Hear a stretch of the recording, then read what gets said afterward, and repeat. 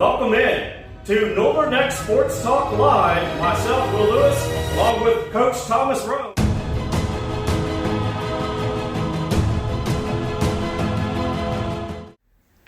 Northern Neck District football did not disappoint last Friday night, and we have your scores and highlights from all of that last Friday. High school basketball previews coming up tonight as well. We have a lot to get to, so sit back.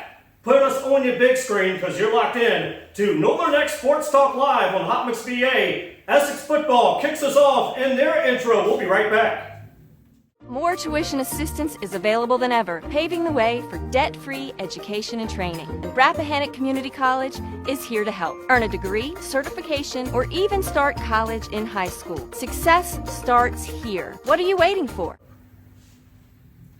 We welcome you back into Northern Neck Sports Talk Live here on Hot Mix BA. Welcome in on a beautiful Thursday night. Myself, Will Lewis, along with Coach Thomas Roane. Good to see you. What a great weekend. It's been a busy weekend, man. Had a whole lot of football going on. Monday night lights, moved from Friday night lights to Monday night lights. A whole lot of action this weekend, so let's get to it, man. Another week of sports talk.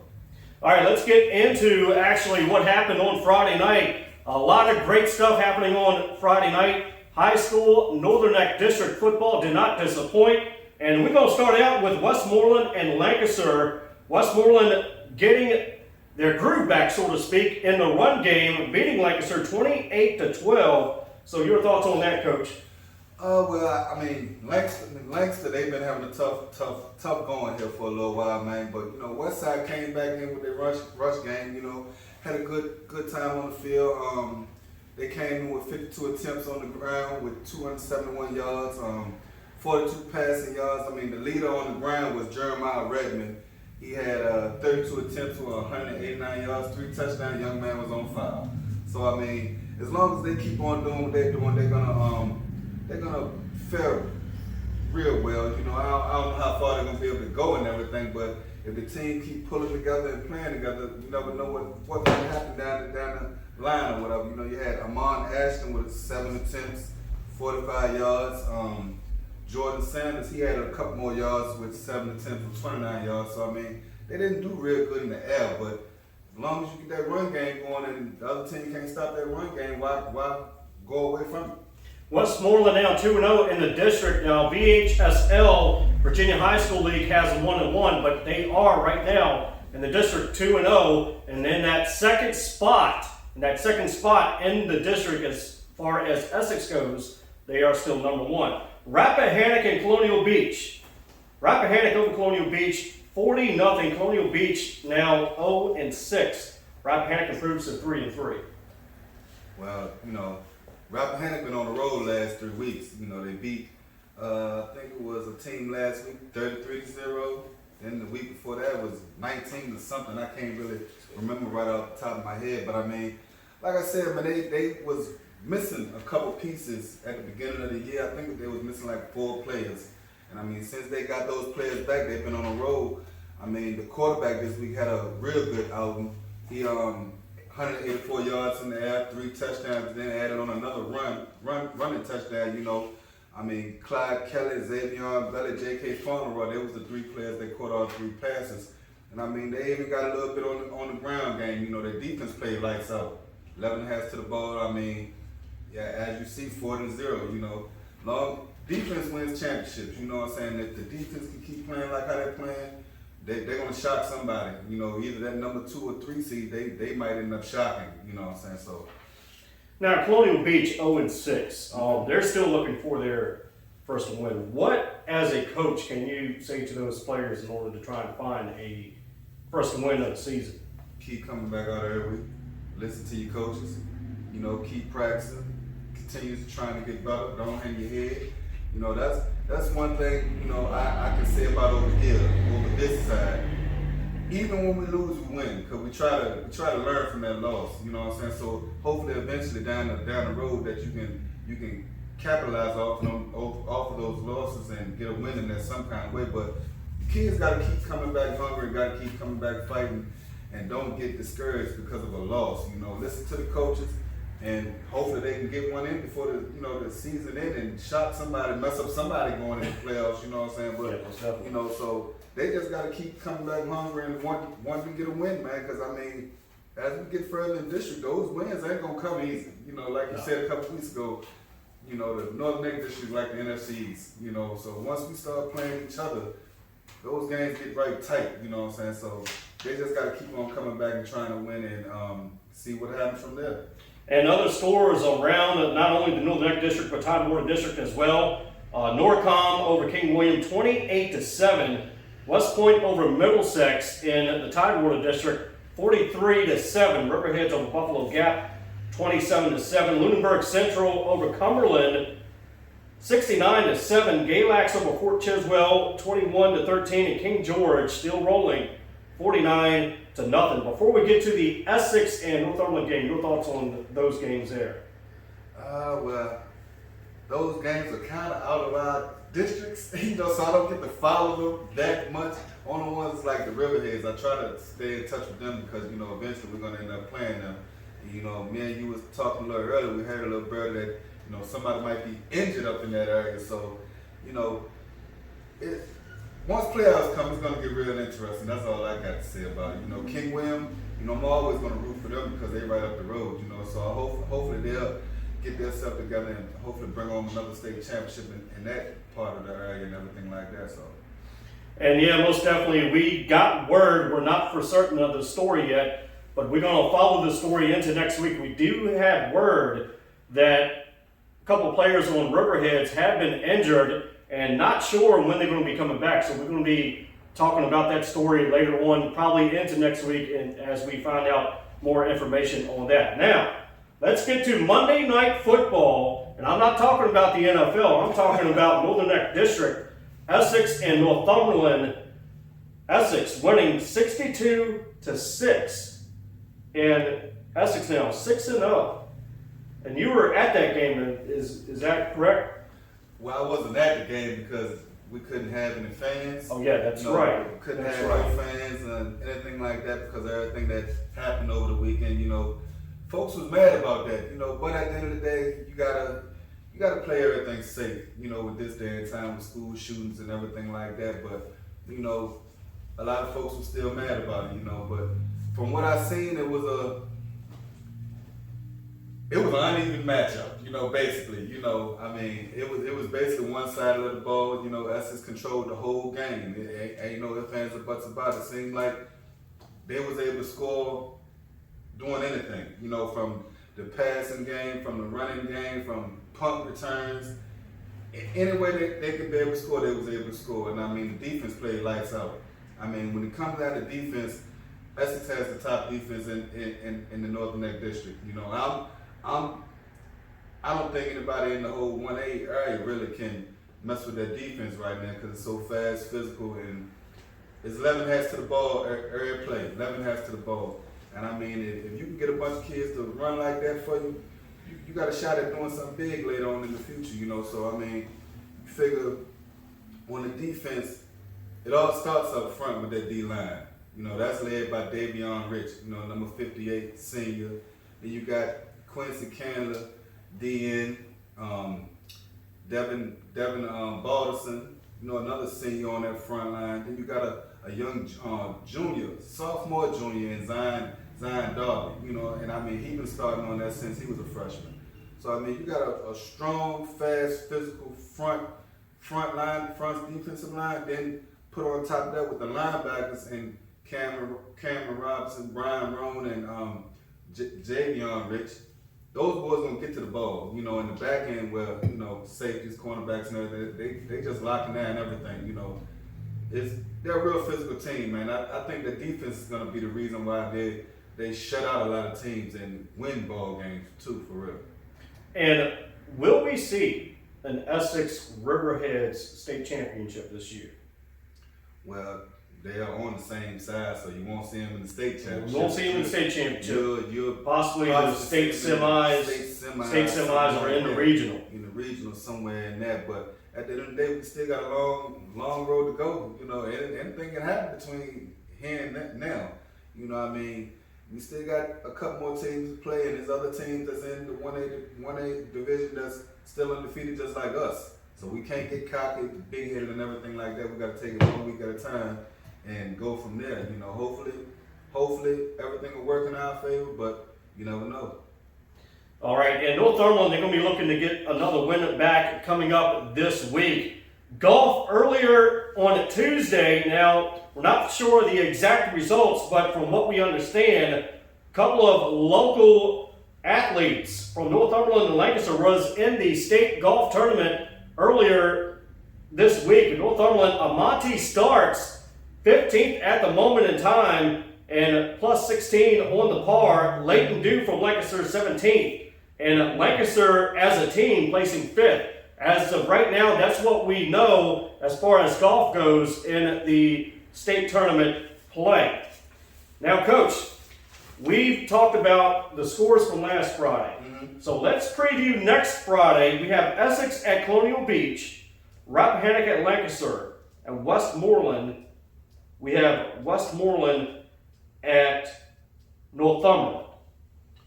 Okay, well, I mean, again, we in district play, so, you know, we're going to start with Lancaster versus Rappahannock, I guess. You know, Rappahannock coming off of a 3-game winning streak.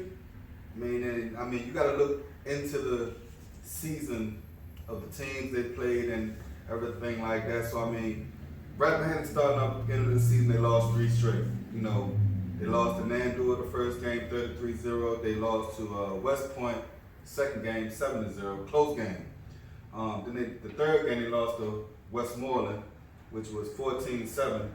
And that was a nail-biter game because it came down to a play that looked like a fumble, but was ruled, I guess, a touchdown or whatever like that. So then, you know, they played Brunswick. They won 19-14, Middlesex 33-0. Then they just beat Colonial Beach 40-0. On the other hand, with Lancaster, they lost to Northumberland 21-2. They lost to Sussex 46-6. West Point 41-12. Portsmouth Christian 49-22. Then they just lost to Westside 28-12. So I mean, West Point has scored 94 points this year. Rappahannock has scored 99. Rappahannock has only given up 68 points this year, but Lancaster has given up 200 points. Right. Ain't no way in the world, you know, you can give up 200 points and expect to win anything. You know, somebody over there got to get on the defense and do something, you know, in order for them to beat Rappahannock. I don't see Lancaster coming away with a win over Rappahannock just because of the season, how the season broke down. You know, you giving up 200 points in a season, that's not a recipe for anything good, just a recipe for disaster. Right, and we have Westmoreland at Northumberland. Would that be the game of the week? Westmoreland, Northumberland, I'm thinking that's the game of the week because, you know, you got 2 teams coming in at 3-2. Both teams kind of match up for real. Even though we got Cameron Selden over there, Division I player, the teams still match up, in my opinion. You know, take a look at Westmoreland's schedule. You know, they got a win against West Point that was 18-13, close game, but they won. They played Rappahannock 14-7. They lost to King George 62-0. They lost to King William 28-0. They beat Lancaster in the district for 28-12. Then you turn around and look at Northside. Some might say that their schedule is kind of deceiving because of the teams they play. Correct. You know, because some of the teams that they play ain't really high-tier teams, you know, Right. like some of the other teams in the Northern Neck District. So you figure with Northside, they beat Lancaster the first game 21-2. They beat Charles City 34-6, and they don't even have a winning season, you know. So they beat Lancaster on the third game 44-0. They beat Bruton 47-20. They beat Bruton 47-27. They lost from King Queen 44-0, and they just lost to us 62-6. I see Northside coming away with this one because just for the fact that Lancaster only put up 60 points this year. Northside put up 102. Lancaster allowed 122 points. Northside allowed 141 points. But even though Northside is giving up more points, they put up more points. So I don't see, Lancaster coming away with this one either. Northside will redeem themselves and come away with a win, and see where they go on from here on out. And of course, we have Essex at Colonial Beach. Colonial Beach still looking for that first win, as we just talked about. And Essex on a roll, still undefeated, number one not only in the district, but number one in the state in 1A. Blowout. Blowout. So, can we get a number as far as a score? Well, every team that we've played so far this year, halftime is 40-0. Halftime, second half, usually the second, third string JV players is playing. Which is embarrassing. In my eyes, it's embarrassing. But usually we're up 40-something to 0 or better come halftime. So the numbers, it could be anywhere.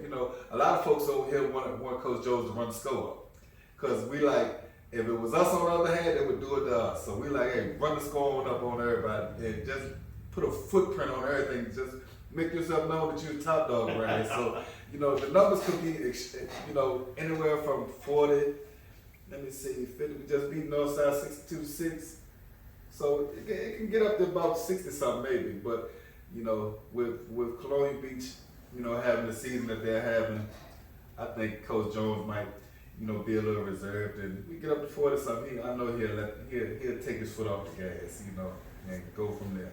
When we come back, we're going to preview high school basketball, which is just around the corner. You're locked in to Northern Neck Sports Talk Live, and yes, it was last week. Most schools having Spirit Week. We are following suit. We'll be right back on Hot Mix VA. Follow us on Facebook, on our social medias, Instagram, Hot Mix VA Radio, hotmixva.net. We're on the web, and make sure you download the app Live 365 for the free Northern Neck Middle Peninsula Hip Hop and R&B radio station, which is Hot Mix VA Radio. That's right. Keep a link with us all kinds of ways. Now download the app, keep listening, follow us. Just keep a link with us, because we got some more stuff on the way and some more good things in the works. But like I said, we just want to thank you guys. Yep. We welcome you back into Northern Neck Sports Talk Live here on Hot Mix VA. And before we get into any of the high school basketball preview for this November, let's recap on the Essex and Northumberland game from Monday night. You have some defensive stats as well as offensive. Well, as far as offense, because it was online, really couldn't do too much with that. But as far as defense, defense wins championships, and Essex right now on the defensive side of the ball is playing extraordinary football. Like I said earlier, it starts up front with those linemen. They gave the quarterback a fit. Every time, the freshman quarterback Tyreek Lundy looked up, he had about 2 or 3 defensive linemen in his face. You figure Northumberland is an explosive team that can put up yards on the ground and in the air. They're a spread offense, so they try to get their players in space so they can, right. they can do their job in space. They don't run I formation or anything like that. They use their skill players to their advantage. Put them out in the open field, get the ball in their hand, let them do damage. But with Essex, they're fast, physical, and they know how to get to the ball. You figure a team like that, they only let them get 102 yards total. 4 quarters, 102 yards total. That's a tough feat to do. And that's a in tough the feat district. to do in the district. And you figure a couple weeks ago when they played King Queen, I think they let them get like 38 yards. That's another team that puts up big numbers and puts up good yards on the ground and in the air. So for them to do that, it was excellent. You got the linemen, you got the linebackers, and they all work as one. So as long as they keep doing what they're doing, they're going to be tough to beat. I really don't see nobody beating. Coach Tion Meade has those boys locked in and ready, and it's going to be exciting down the line. And one more thing before we do get to the high school basketball preview: shotgun formation and I formation, pistol formations. A lot of teams right now is running shotgun formation. You don't see a whole lot of the I formations. However, Westmoreland did it. over the weekend, this past Friday, to get that run game going. Now, do you see maybe the quarterback is a lot easier for the quarterback to see in a shotgun formation, or was that a coach's preference across the board to see what the quarterback is seeing, or what the quarterback can see a little bit more easier on the field as far as preference of shotgun or eye or pistols? It could be a coach's preference, and it also could be you working to what you have. You know, our formation is ground and pound, you know, and with our formation, you gotta have some dogs that's willing to block on that front line. You run an I formation double tight with 2 tight ends and 1 receiver out flanking or whatever like that. You got that fullback and that running back, and you need some dogs on that front line that's gonna put their hand in the ground and go straight forward so you can get your yards. Our formation is basically power for power. And when you get in the spread and shotgun and all that, you put your skill players in open space. You know, you want to get the ball to them in open space, spread the defense out. The better you can spread the defense out, the better the running back or receivers or anything can pick and choose where they want to go. That's if the defense ain't locked down. You know, if the defense locked down and know how to play cover 2 or you know, just man up or giving a wide receiver some space, 10-yard space or whatever like that, and they can keep the man in front of them, then it's going to be hard on that offense. But, you know, it's basically a preference to what the coach wants. If the quarterback can't get the ball out of shotgun, the center snapping the ball to him and he can't get the ball, you know, out of shotgun, then most likely the coach is going to tell him to get up underneath the center so he can at least get the ball in his hand. But on top of that, you got to be able to get up out of that, from that center, three-step drop, 4, 5-step drop, 7-step drop, and be able to get that ball out of your hand. When shotgun, you're already 5 yards back, so once you get the ball, you can be able to look down the field and see what you got to do. You know, spread, pistol, all of it's the same thing. It's just basically spreading the man out, getting your skill players in the open field so they can be able to do what they have to do. A bold prediction from a high school basketball coach. We'll talk about that next on Hot Mix VA, Golden X Sports Talk Live. More tuition assistance is available than ever, paving the way for debt-free education and training. And Rappahannock Community College is here to help. Earn a degree, certification, or even start college in high school. Success starts here. What are you waiting for? We welcome you back into Golden X Sports Talk Live here on Hot Mix VA. Will Lewis along with Coach Thomas Roane. We thank you for listening and watching. Hope you got us on your big screen as we are on YouTube and wherever your apps may take you. This is where you at, Hot Mix VA, Golden X Sports Talk Live. High school basketball is just right around the corner in November, and we're going to take a look at what team we are expecting to go deep in the playoffs. First, we're going to get into a bold prediction by one coach back in March, immediately following a loss in the 1A state championship. Back on March 21st, Westmoreland County Schools held a school board meeting recognizing the high school basketball team for at least making it all the way to the state championship. First time since probably 1998, with Albert Haskins and company winning a basketball championship for what was then Washington and Lee. And rightfully so, the kids deserved to be recognized for going all the way. And recognition, Eagles basketball coach stated at the end of his comments, "We will run it back next year. Get your tickets early." And he repeated, "We're going to run it back." So was this a too early of a prediction, a bold prediction, granted that the basketball season was then months away? Or was this a coach that has a lot of confidence? I'm going to have Coach weigh in on this one from your experience. You would want to be confident, and confidence is a good thing, but was that too early of a prediction, granted that the basketball season is months away? Yeah, in my opinion, it is too early. You know, I mean, Westside lost some seniors last year, didn't it? I mean, they lost quite a bit of seniors last year, and I think all the players from Lancaster came back. You know, Lancaster usually is a top-notch basketball program over there. Where they lack in football, they pick it right up in basketball. I mean, it's like those boys practice all year round for basketball for some reason. I mean, I don't know. But I mean, Lancaster, they was a good team last year, but they lost players. And Right. I mean, not Lancaster, Westmoreland, they was a good team last year, but they lost a lot of seniors that's not coming back this year to be able to help them. Now I know they probably got scenes that's coming up, but a lot of the scenes from Lancaster, they probably been together for a couple of years, you know. So it's gonna be, you know, good to see once it come around and everything like that. But I think it's a real bold prediction this early in the season, you know. Plus the season ain't even started yet, so I mean, I guess we're gonna find out soon, I guess. Yeah, and let's talk about Lancaster real quick. Lancaster getting to that state semifinal against Westmoreland, and what a game! That was one of the best games in Northern Neck District basketball history in recent years. So, are we expecting to see that again this year? I don't know. I mean, a lot of things that come into play. I mean, Richmond County, you never know what these other schools are doing too. Just like everybody else, lost players, you know. Other teams might have lost a couple players, but they might got a lot of players that's coming up that's going to be seniors. You know, you can't really count on nobody this early because, like I say, boys haven't even really started practicing for basketball yet. You know, then you got to look at it. I mean, Essex had a good run last year. They didn't get it that far, but you still got a lot of players that's coming back, you know, that was doing big numbers in Essex last year. That might be some competition this year on the basketball level. You never know what Richmond County Rappahannock is going to do. But again, Lancaster has been the top dog in this area as far as for basketball. So, you know, I see them being at the top of the list again this year, you know, but like I say, anything can happen. You know, who's to say? Because Westmoreland do have a good basketball coach over there. He did a wonderful job last year with those fellas over there. So anything can happen. Just like football, anything can happen.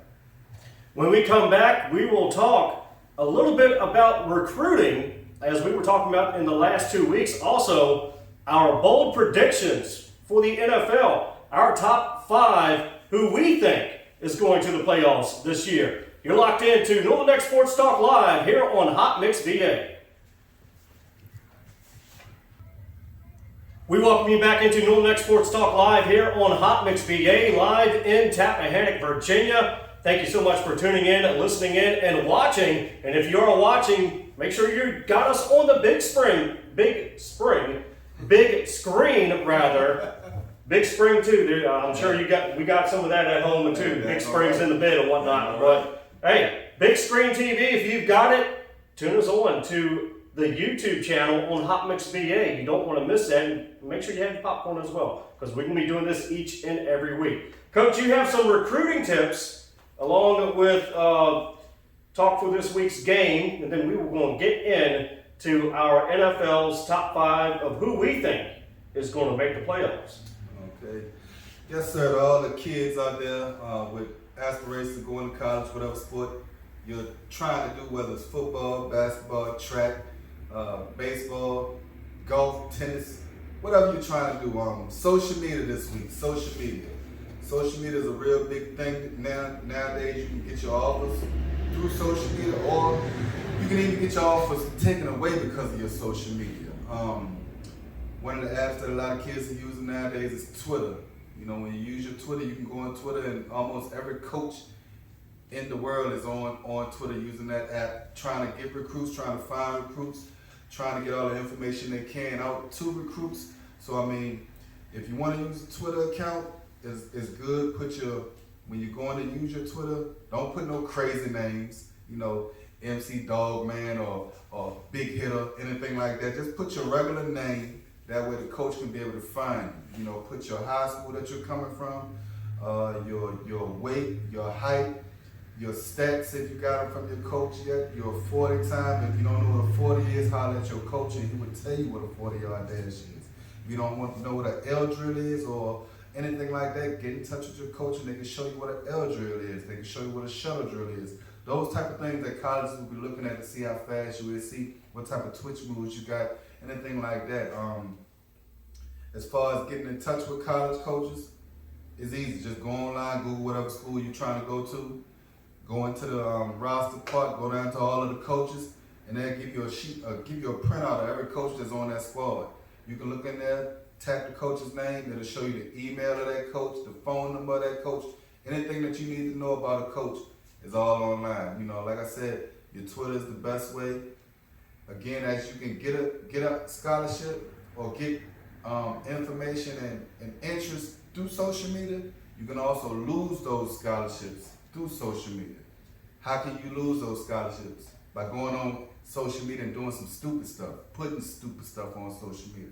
Anything that you would be ashamed of your mother and father seeing, you don't want that to be on social media because you don't want that coach to see that. Like I said again, be smart with your social media. Social media is a tool for you to use to get information out there or even, retrieve information. Social media ain't a spot for you to go on and just be doing dumb stuff because at the end of the day, you can hurt yourself by doing that. So again, get on Twitter, Snapchat, Instagram, Google, all that stuff, man. Get your film out there. Find out about these colleges, find out what they want, what they're looking for in a player, and go from there, man. Don't just sit there and wait for anything. Get out there and be real adamant about what you're trying to do and what you're trying to achieve out of this thing. Because at the end of the day, if you don't get out there and do it, you can't expect everybody to do something for you. I tell my kids all the time, if I want it more than you, then most likely it ain't gonna happen. You gotta want it more than your coaches, you gotta want it more than your parents, you gotta want it more than the next man that's lining next to you. If you don't want it more than them, then how can your coach want it more for you? How can your parent want it more for you? You gotta be the one to get out there and get on that grind and get your scholarship. And yeah, very good knowledge. I appreciate you saying that, Coach. And yeah, so if you want to get some scholarships, make sure you get your name out there. And just networking is also an important side to recruiting as well. All right, NFL. Who do we think will be going to the playoffs this year in 2022? Well, I'm going to start with the NFC East, and I'll get Coach's take on his top five. But NFC East, I believe that the Commanders would have gone. However, they're in a slump right now at 1-4. Could they bounce back? Possibly. They have Chicago coming up on a Thursday night. Now, my top five would be probably San Francisco with Jimmy G. They're getting on a roll again this year. My number two would probably be the Buffalo Bills, along with the Philadelphia Eagles, probably the Dallas Cowboys, and I'll just probably throw in the wild card there and staying with the NFC East, probably the New York Giants if they continue on their win streak as well. Man, you got, 3 NFC East teams, ain't it? That is 3 NFC East teams that I'm seeing looking good right now. Yeah, NFC, we got something going in the NFC right now. Only ones is that Commanders team, they taking a beating, which they always be the bottom of the barrel in there. But my Dallas Cowboys, man, Cooper Rush looking good right now, man. I mean, it's rush hour. It is rush hour. He's managing the game, so I can't say he's really throwing for a bunch of yards. He's managing the game. Defense is what's really keeping us, on top right now. But I don't know how long Dak's gonna be out, and if Dak's come back, is he gonna be a better version of Dax, or we're gonna get a Dax we're gonna start losing games? I was going to ask that as a Dallas fan. Should Dallas keep Dak out and let Cooper Rush finish out the season, or should Dak come back in when he's good and ready for the remainder of the season? Well, in my opinion, I roll with the hot hand right now, which is Cooper Rush.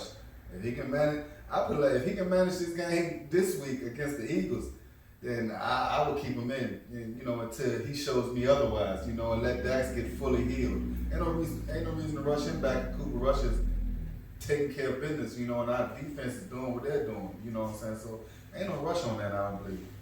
And as far as the other, I see Dallas making the playoffs, and how far we go, that's on them, because it seems like every year we get knocked out first round. They get our hopes up and then they knock us out, first round. But Kansas City playing some good ball. They came back last night over the Raiders. Got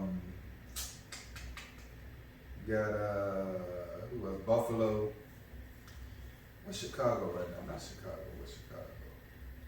I'm not quite sure exactly what their record is. They are playing the Commanders this week on tonight, actually, on Thursday Night Football.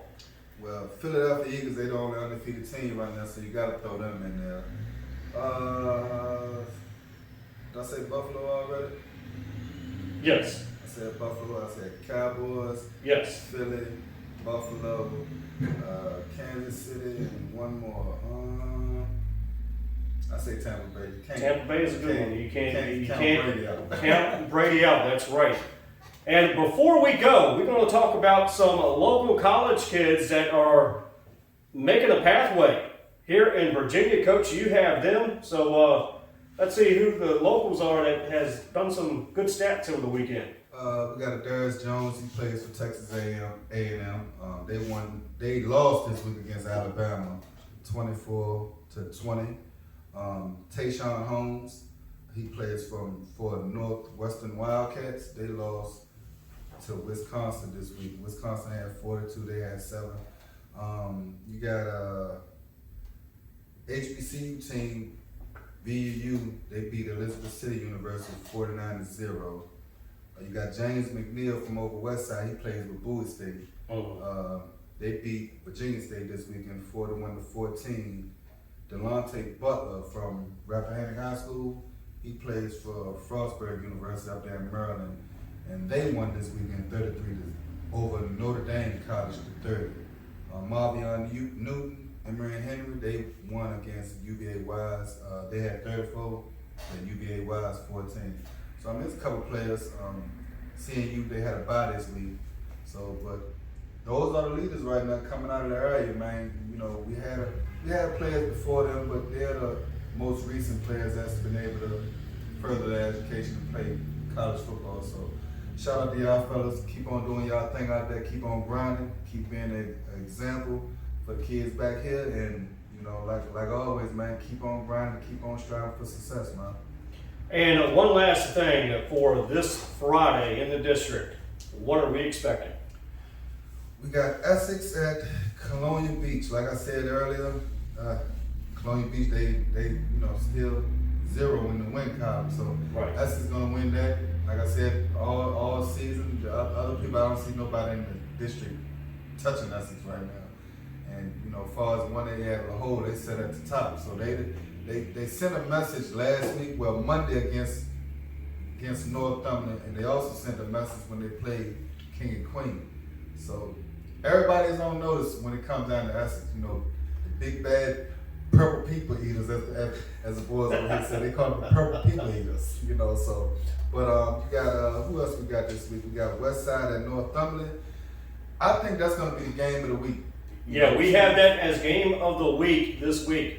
Westmoreland and Northumberland, so that should be a good one. Yeah, 2-3-2 teams. Like I said, they match up player-wise, but it's all going to come down to coaching.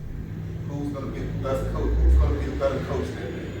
It's going to be Aaron Lewis or I forgot the coach over West Side, but who's going to be the better coach? It's all going to be who's going to be able to get their players in the right spot to make plays. Whoever does that's going to come out on top. Who do I got to win? It's a tough one. It's going to be a good game. It's definitely a tough one. It's a tough one, but I'm going to go with Northumberland on this one. I'm going to go with Northumberland on this one. Yeah, I'm going to go with Northumberland. I'll have Westmoreland by 5. By 5? Okay, we're going to see what it comes. Who else we got? We got Rappahannock against Lancaster. Rappahannock been on the road the last couple of weeks, man.